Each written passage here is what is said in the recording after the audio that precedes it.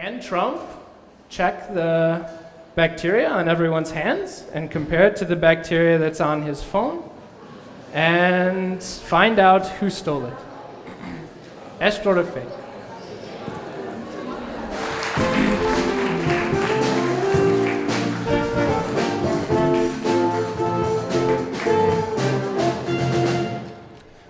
Well, good evening. Entschuldigung für Englisch, aber die Wörter sind in Deutsch. So I want you to think about what makes you unique.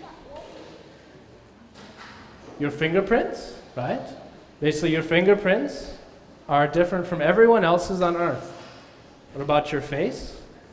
Computers can now identify you, right? Facebook, facial recognition. How about your DNA? Your DNA is completely unique to you. And it's in every cell in your body. And your DNA can be used to identify you, right? So through a technique called DNA fingerprinting, say you have a sample from a crime scene. It might look something like this with its DNA fingerprint. What's done is comparing different lengths of variable regions in the human genome.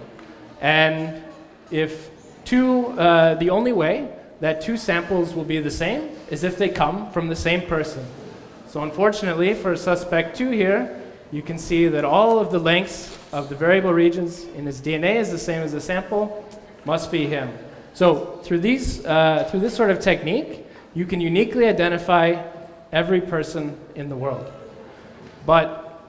So through human DNA, we know that we can identify you. But you're not entirely human. Current research has shown that you're at least half of your cells are bacteria.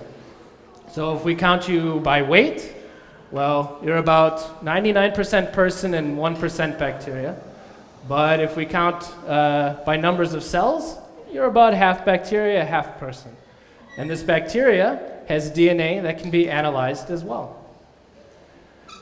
The bacteria that inhabits your body happily is found all over in every part, and each part of your body has its own unique type of bacteria that's living there. So I want you to think for this next part, think about the bacteria that's on your hands. What can it say about you? So consider this scenario. At the G7, Justin Trudeau, the Prime Minister of Canada, decides to steal the handy of Donald Trump, the President of the United States. And he uses it constantly for 2 days, sending lots and lots of tweets. It's like, for instance, now Donald Trump realizes that global warming is real and normal. No. Or also, us in America, we're going to finally get government-sponsored healthcare. Great. Seltsam, dass Donald ist auf Deutsch schreibt. Ja, kein Problem.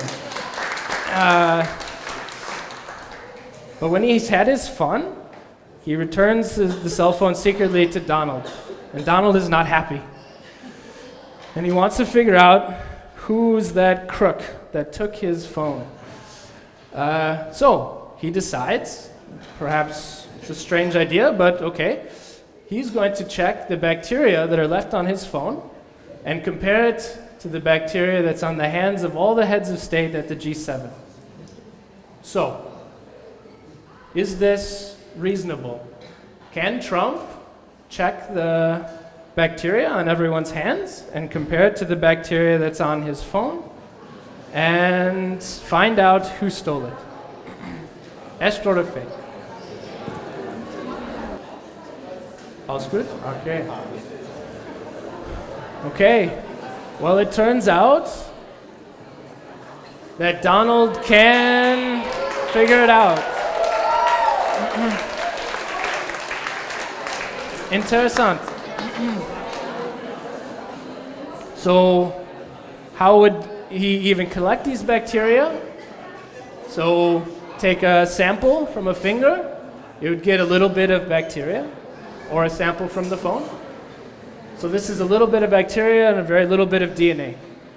But you can amplify this by cutting it up and replicating it a lot of times and sequencing it, and then with the computer, put it together and check against databases to see which bacteria are actually in the original sample and approximately how many. And so it gives us data like this, so comparing two people. So you're roughly different from your neighbor.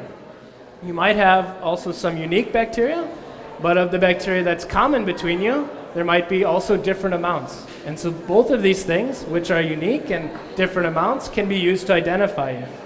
It's important to point out that the bacteria that we're talking about, that's inhabiting you, these are good, they're harmless, and probably even helping you. And what's very useful also to Donald in his discovery of who took the phone is that people that live far apart have even more different genomes, microbiomes. So for instance, if we compare people living in Vancouver, they're much more similar to each other than when we compare a group of people from California.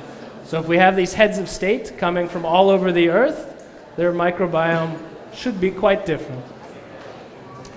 But, so it seems quite powerful. Will we see this in the courtroom anytime soon? Probably not. Why? Well, because for the human DNA fingerprinting, we basically have 100% accuracy. It's very well tested. But this is a very new science that's maybe only something like 95% accurate. So maybe a group of 20 people or so it could handle. And there's questions, what are correlations between family members, for instance, co-workers, your roommates, and also how long will these bacteria last on the phone? Will they die out? Will they leave? So lots of questions, but research in this area is always going on.